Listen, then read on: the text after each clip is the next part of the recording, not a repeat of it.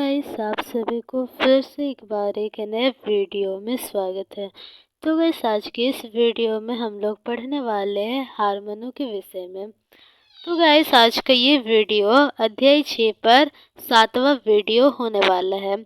तो गाइस, अगर आप लोगों ने इसके पहले के वीडियोस नहीं देखे तो डिस्क्रिप्शन में प्लेलिस्ट का लिंक दिया गया है, आप लोग पहले जाकर उसको देखिए।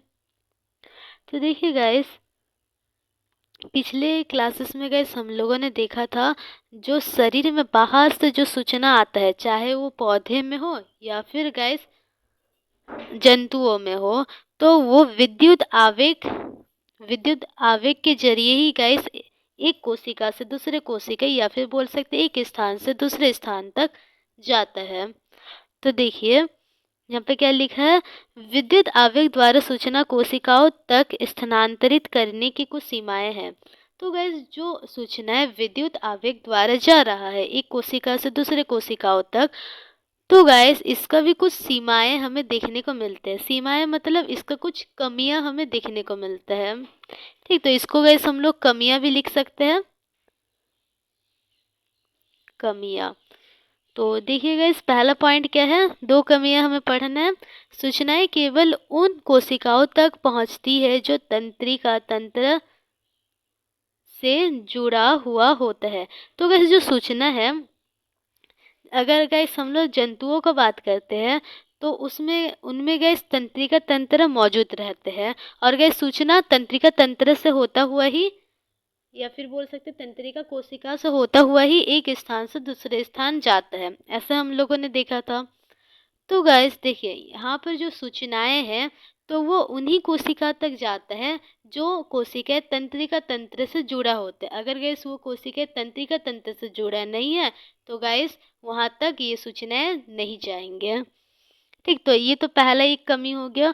फिर गाइस दूसरा कमी देखिए, जब एक बार एक कोशिका में विद्युत आवेग जनित होता है तो पुनः नया आवेग जनित और संचारित करने में कोशिका कुछ समय लेती है। तो गैस देखिए, यहाँ पर मान लेते हैं आपका हाथ है और गैस यहाँ पर एक मोमबत्ती है। तो गैस ये वाला जो सूचना है आपका मस्तिष्क तक जाएगा। तो ये तो पहला गैस जो तंत्रिका कोशिकाएं है तो वहाँ से होता वो सूचना गया मस्तिष्क तक। ठीक, तो एक बार काम हो गया। फिर गैस हम लोग दूसरा चीज मान लेते हैं, गरम तवा है। ठीक, तो गैस ये वाला सूचना मस्तिष्क तक जाने में थोड़ा टाइम लगता है, तो वो कहाँ गया है। मतलब गाइस देखिए, फिर से यहाँ पर पढ़ लेते हैं। जब एक बार कोशिका में विद्युत आवेग जनित हो गया, आपको पता है सूचना गाइस जब तंत्रिका कोशिकाओं में पहुंचता है तो उसमें से विद्युत आवेग बनता है, या फिर बोल सकते विद्युत आवेग के रूप में वो सूचनाएं तंत्रिका कोशिकाओं से होता हुआ गुजरता है ना। और पादप में भी गैस वैसे ही है, जो सूचनाएं बाहर से आते हैं तो वो एक कोशिका से दूसरे कोशिका तक कैसे जाता है, तो गैस वो जाता है विद्युत आवेग के रूप में, ऐसा हमें देखने को मिलता है। तो गैस देखिए, अगर एक कोशिका में विद्युत आवेग संचारित हो गया या फिर बोल सकते हैं विद्युत आवेग जनित हो गया है, तो दूसरा बार विद्युत आवेग जनित होने में थोड़ा सा टाइम लगेगा। दूसरा सूचना अगर इस कोशिका में आए तो उसको दूसरा जगह ले जाने में थोड़ा सा टाइम लगता है। ठीक, या फिर विद्युत आवेग जनित करने में थोड़ा टाइम लगेगा, तो वो यहाँ पर लिखा गया है। तो गैस देखिए, जब यहाँ पर जो दूसरा सूचना जनित होने में टाइम लगेगा, तो इससे ये पता चलता है गैस जो सूचनाएं हैं तो वो उसके विरोध में या फिर बोल सकते हो उसके अगेंस्ट जो प्रतिक्रिया है तो वो करने में लेट लगेगा। तो ये हमें देखने को मिलता है। तो देखिए, फिर आगे पढ़ते हैं। अतः हम कह सकते हैं कि कोशिकाएं सतत विद्युत आवेग न तो जनित करती है और न ही संचारित करती है। तो इसी कारण गैस हम लोग ऐसे ऐसे भी कह सकते हैं, जो कोशिकाएं होता है तो वो निरंतर, सतत मतलब निरंतर। देखिए, अभी हम लोगों ने क्या पढ़ा, ये कोशिका है, वहाँ से विद्युत आवेग गैस गुजरा, तो गैस दूसरा सूचना गुजरने में या फिर दूसरा सूचना को विद्युत आवेग बनने में थोड़ा टाइम लगता है। ठीक, तो लगातार प्रोसेस नहीं होता, लगातार गैस विद्युत आवेग नहीं बनता है, तो वो यहाँ पर लिखा गया है। देखिए, कोशिकाएं सतत विद्युत आवेग न तो जनित करती है और न ही संचारित करती है, ना ही गैस वो उत्पन्न करते हैं और ना ही उसको भेजते हैं दूसरे कोशिका तक। तो गैस अभी हम लोग आगे बढ़ते हैं। तो देखिए, ये तो था गैस, ये दोनों ही जो विद्युत आवेग द्वारा संचारित सूचना है, तो उसका कमियां है। ठीक, तो इस समस्या से मुक्त होने के लिए बहुकोशिकीय जीवों में हार्मोन पाया जाता है। तो गैस इसी ये जो समस्या उत्पन्न हो रहा है कि जैसे कि एक कोशिका पहले से था, वहां से गैस विद्युत आवेग पहले गुजरा, फिर गैस थोड़ा टाइम लगेगा दूसरा वाला विद्युत आवेग गुजरने में या फिर उत्पन्न होने में। तो ये वाला और दूसरा गैस वैसा कोशिका जो तंत्रिका तंत्र से जुड़ा हुआ नहीं है, तो वहां तक गैस सूचना नहीं पहुंच पाता। तो ये दोनों ही तरह का जो कमियां हैं, तो इससे निपटने के लिए एक दूसरी तरह का व्यवस्था बहुकोशिकीय जीवों में देखने को मिलता है। ठीक, तो गैस जो नियंत्रण और समन्वय का कार्य और भी कोई करता है, जो कि है गैस हार्मोन। तो देखिए, हार्मोन का संश्लेषण का स्थान, तो हार्मोन गैस अलग जगह बनता है और गैस उसका ज़रूरत दूसरा जगह पड़ता है। जैसे कि गैस मान लेते हैं जो हार्मोन है आपका दिमाग में बन रहा है, और गैस मान लेते हैं ना कि उस हार्मोन का ज़रूरत आपके पेशियों को पड़ रहा है, तो ऐसे भी हमें देखने को मिलता है।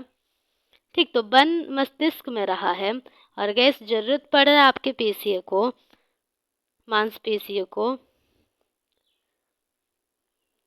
तो वही यहाँ पर लिखा है गैस, जो हार्मोन है तो वो बनता अलग जगह है, पर उसका जो क्रिया क्षेत्र है जहाँ पर उसको ज़रूरत पड़ेगा, जहाँ पर वो काम करेगा, तो वो अलग रहता है। हार्मोन हार्मोन का संश्लेषण का स्थान उनके क्रिया क्षेत्र से दूर होती है। फिर देखिए, संश्लेषण स्थान से साधारण विसरण प्रक्रिया, तो गैस जहाँ पर ये हार्मोन बन रहा है, तो वहाँ से जो हार्मोन है तो वो क्रिया क्षेत्र तक कैसे जाता है, तो वो विसरण प्रक्रिया के द्वारा जाता है। तो गैस अब हम लोग समझते हैं जो विसरण प्रक्रिया है तो वो क्या है। तो देखिए, यहाँ पर मान लेते हैं गैस, यहाँ पर एक भाग है पौधे का और यहाँ पर दूसरा वाला भाग है, और यहाँ पर गैस मान लेते हैं, ऐसे मान ले रहे हैं कि यहाँ पर नमक का जो सांद्रता है तो वो इसकी अपेक्षा ज़्यादा है, तो इस कारण गैस जो नमक है तो वो यहाँ से यहाँ जाएगा, तो इसी को गैस हम लोग विसरण का प्रक्रिया कहते हैं। मतलब गैस विसरण का प्रक्रिया में हमें ये देखने को मिलता है, जो चीज़ें हैं तो वो उच्च सांद्रता से निम्न सांद्रता की ओर जाता है। देखिए, इस यहाँ पर जो नमक है तो उसका सांद्रता ज़्यादा है, और यहाँ पर जो नमक है उसका सांद्रता गैस कम है इसकी अपेक्षा। तो इस कारण गैस यहाँ पर जो गैस हमें गति देखने को मिलेगा तो वो उच्च सांद्रता से निम्न सांद्रता की ओर देखने को मिलेगा। ठीक, तो देख लीजिए यहाँ पर गैस, यहाँ तक तो हो गया गैस। अभी हम लोग पौधे का हार्मोन के विषय में पढ़ते हैं। तो गैस देखिए, हार्मोन वाला टॉपिक में हमें दो चीज़ों को पढ़ना है, एक तो पौधे का हार्मोन और दूसरा गैस जंतुओं का हार्मोन, तो उसको गैस पढ़ना है। तो देखिए, पौधे का हार्मोन का जो टॉपिक है तो आज की इस क्लास में कवर कर लेंगे, और गैस जो जंतु का हार्मोन है तो वो हम लोग नेक्स्ट क्लास में करेंगे। तो देखिए, पौधे के हार्मोन में सबसे पहला वाला हार्मोन गैस हमें पढ़ना है ऑक्सिन। ऑक्सिन या फिर इसको गैस ऑक्सिन भी कहते हैं। देखिए, इसका जो अंग्रेजी वाला नाम है वो सेम ही रहता है, स्पेलिंग देख लीजिए, ऑक्सिन। तो देखिए, ऑक्सिन हार्मोन एक वृद्धि हार्मोन है। मतलब गैस वृद्धि हार्मोन का मतलब वो हार्मोन जो वृद्धि के लिए सहायक है। ठीक, तो ये पौधे के प्ररों के अग्रभाग में संश्लेषित होती है। तो गैस जो पौधे का तना वाला भाग है तो उसका जो ऊपर वाला हिस्सा है तो उसको गैस हम लोग टिप कहते हैं या फिर अग्रभाग कहते हैं। तो उसका गैस वृद्धि के लिए ये सहायक होता है, कौन, ऑक्सिन। तो ये पौधे की वृद्धि के लिए सहायक होते हैं। ठीक, तो गैस प्रारों का वृद्धि हो रहा है मतलब पौधा भी बढ़ रहा है। तो इतना दूर तो हो गया गैस। तो गैस अभी एक ऑक्सीजन के बारे में गैस एक चीज़ हमें सीखना है। देखिए यहाँ पर मान लेते गैस, यहाँ पर क्या सूर्य है, सूर्य से प्रकाश आ रहा है इस पौधे में। और गैस यहाँ पर देखिए जो बिंदु बिंदु आकार का है तो वो है ऑक्सीजन मॉलिक्यूल्स, मतलब गैस वो मान लेंगे ऑक्सीजन का अणुएं है। ये बिंदु बिंदु आकार का येलो कलर का जो गैस है तो ये ऑक्सीजन का अणुएं है। ठीक, ऑक्सीजन हार्मोन का। तो देखिए गैस यहाँ से प्रकाश आ रहा है, मान लेते हैं ना, यहाँ से इस तरफ इस दिशा से सूर्य से प्रकाश आ रहा है इस पौधे में। तो गैस क्या होगा, जितना भी ऑक्सीजन का जो अणुएं है गैस तो वो जितना भी इस दिशा में था, देखिए पहले तो दोनों ही दिशा में स्थित था और सूर्य गैस इस तरफ है, तो मतलब इस दिशा में जितना भी गैस अणुएं था ऑक्सीजन का तो वो सभी इस दिशा में चल जाएगा। ठीक, ऐसे भी हम लोग समझ सकते हैं जो ऑक्सीजन है तो उसको लाइट पसंद नहीं है, तो जिस तरफ लाइट नहीं रहेगा, जिस तरफ गैस प्रकाश नहीं रहेगा तो जितना भी ऑक्सीजन का अणुएं है तो वो उस तरफ चल जाता है। ठीक, तो इस तरफ आ गया अणुएं। और गैस हमें पता है कि जो ऑक्सीजन होता है तो वो वृद्धि के लिए सहायक होता है। तो देखिए जिस भाग में ज़्यादा ऑक्सीजन का अणुएं पाया जाएगा वो भाग ज़्यादा वृद्धि करेगा। तो इस कारण गैस देखिए ये वाला भाग बढ़ते गया और ये वाला भाग गैस उतना नहीं बढ़ेगा, इस तरफ वाला भाग उतना नहीं बढ़ेगा और इस तरफ वाला भाग गैस बढ़ते जाएगा। तो इस कारण गैस ये इस तरह का शेप में आ जाएगा, इस तरफ का ज़्यादा बढ़ रहा है और इस तरफ का कम बढ़ रहा है, तो इस कारण ये इस तरह का शेप का आ जाएगा जैसे कि इस चित्र में दिखाया गया है। और यहाँ पर देख सकते हैं गैस इस तरफ वाला जो भाग है ये ज़्यादा वृद्धि किया है क्योंकि इस तरफ अभी ऑक्सीजन का अणुएं ज़्यादा है। ठीक, तो वही गैस यहाँ पर लिखा गया है, तो चलिए इसको पढ़ लेते हैं। जब पादप पर एक ओर से प्रकाश आ रहा है तब ऑक्सीजन विसरित होकर प्रारों के छाया वाला भाग में आ जाता है। तो गैस जब भी कभी किसी पादप में एक तरफ से अगर प्रकाश आ रहा है और दूसरा तरफ गैस छाया है तो उस स्थिति में गैस क्या होगा, जितना भी ऑक्सीजन का अणुएं है तो वो छाया वाला भाग में चल जाएंगे जिस और लाइट ज़्यादा नहीं लग रहा है। तो इसके परिणाम स्वरूप जो साइड प्रारो, इसको ऐसे लिखा जाएगा प्रारो। ठीक, तो इस प्रारो प्रारो का प्रकाश की ओर होते हैं तो उसकी अपेक्षा वो भाग जो प्रकाश के विपरीत दिशा में ज़्यादा वृद्धि करता है। तो गैस जो भाग पौधे का तो नहीं, देखिए तना या फिर प्रारो, तो प्रारो का जौन सा वाला भाग गैस प्रकाश के विपरीत दिशा में है तो उस भाग में ऑक्सीजन ज़्यादा मात्रा में रहेगा, तो इस कारण वो वाला भाग गैस ज़्यादा वृद्धि करेगा दूसरे भाग की तुलना में जो प्रकाश का नज़दीक है। देखिए यहाँ पर ही देख लीजिए, यहाँ पर गैस ये वाला भाग प्रकाश की दिशा में है और ये वाला भाग प्रकाश का विपरीत दिशा में है, पर गैस ये वाला भाग का जितना भी ऑक्सीजन है तो वो दूसरा वाला प्रकाश का विपरीत दिशा वाला भाग में चल जाएगा, जिसके कारण गैस ऑक्सीजन का मात्रा ज़्यादा होने के कारण वो ज़्यादा वृद्धि करेगा और जिसके कारण जो पौधा है तो वो हमें देखिए ज़्यादा वृद्धि किया तो इस तरफ मुड़ेगा और ये कम वृद्धि करे तो वो ऐसे ही रहेगा। ठीक, तो इस कारण गैस जो पौधे का तना है तो वो हमें प्रकाश की ओर मुड़ा हुआ दिखता है। ठीक, तो फलस्वरूप प्रकाश की ओर झुका हुआ हमें दिखता है क्या, तना। तो फलस्वरूप गैस जो तना है या फिर बोल सकते हैं प्रारो है तो वो सूर्य की ओर या फिर बोल सकते हैं प्रकाश की ओर झुका हुआ हमें दिखाई देता है। तो गैस अब दूसरा प्रकार का वृद्धि हार्मोन आता है जो कि जिसका नाम है जेवेरेलिन। तो गैस जेवेरेलिन हार्मोन ऑक्सिन की तरह ही तने की वृद्धि में सहायक होता है। जिस प्रकार का जो ऑक्सिन है तो वो तना को वृद्धि करने में सहायता प्रदान करता है, तो उसी प्रकार जो जिबेरेलिन है तो वो भी तना को वृद्धि करवाने में सहायक होता है। फिर देखिए गाइस दूसरा प्रकार का हार्मोन है जो कि है साइटोकाइनिन। तो साइटोकाइनिन क्या करता है, कोशिका विभाजन में सहायक होता है साइटोकाइनिन हार्मोन। देखिए साइटोकाइनिन हार्मोन कोशिका विभाजन को प्रेरित करता है। साइटोकाइनिन हार्मोन की सांद्रता उन क्षेत्र में अधिक होता है जहां कोशिका विभाजन तीव्र होता है। तो गैस कोशिका विभाजन, देखिए कोशिका विभाजित होते हैं तभी गैस जो पौधे हैं तो वो पहले छोटा होता है फिर गैस बहुत बड़ा हो जाता है, तो ये कोशिका विभाजन के कारण ही होता है, जिसको गैस हम लोग अंग्रेजी में कहते हैं सेल डिवीजन।